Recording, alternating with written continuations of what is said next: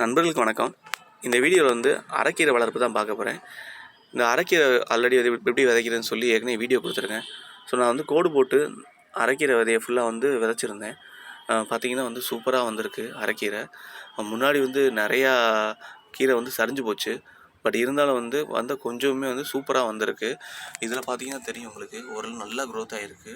இதோட மண்கலவை தான் அதுக்கு காரணம்.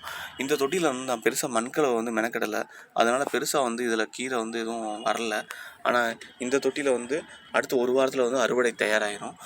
இது கிட்டத்தட்ட இன்னும் 2-3 நாள்லேயே வந்து இந்த அரைக்கீரையை வந்து நான் வந்து அறுவடை பண்ணிடலாம். இந்த அரைக்கீரை பார்த்திங்கன்னா கடையில் கிடச்சா வந்து 10 ரூபாய்க்குலாம் உங்களுக்கு கிடைக்கும். பட் ஆனால் நிறைய இடத்துல வந்து உங்களுக்கு கீரைகள்லாம் வந்து பூச்சி மருந்து அதிகமாக வந்து தெளிக்கிறாங்க.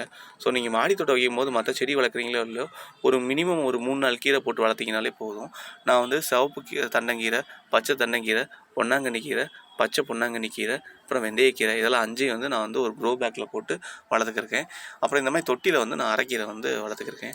எப்பவுமே க்ரோ பேக் கம்பேர் பண்ணும்போது தொட்டியில் வந்து அதோட விட்டம் கம்மியாக இருக்கும். ஆனால் வந்து அதோட க்ரோத் வந்து க்ரோ பேக்கோட நல்லா தான் இருக்கும். ஏன்னா க்ரோ பேக்கில் வந்து சைடில் கீழெல்லாம் வந்து உங்களுக்கு வந்து ஏர் போகிறதுக்கு வந்து இல்லை அந்த தொட்டியோட வந்து சூடை வந்து மெயின்டைன் பண்ணவும் முடியாது. ஆனால் இந்த மாதிரி மண் தொட்டி வந்து உங்களுக்கு வந்து சூடை மெயின்டைன் பண்ணும்.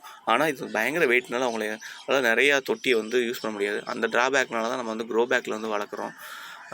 ஈல்டு வந்து கிட்டத்தட்ட இதை க்ரோ பேக் பண்ணும்போது இதில் நல்லா தான் கிடைக்கும். ஆனால் ஒரே பிரச்சனைனா இதோட விட்டம் கம்மி. க்ரோ பேக்கில் வந்து நீங்கள் இந்த மாதிரி கீரை வளர்க்குற பேக்லாம் பார்த்தீங்கன்னா வந்து ரொம்ப பெருசாக இருக்கும். ஸோ அவங்களுக்கு ஈல்டு வந்து நல்லா கிடைக்கும். ஸோ என்னோடய வீடியோ பிடிச்சிருந்தா வீடியோ லைக் பண்ணுங்கள், மறக்காமல் என் சேனலை சப்ஸ்கிரைப் பண்ணுங்கள். Thank you friends.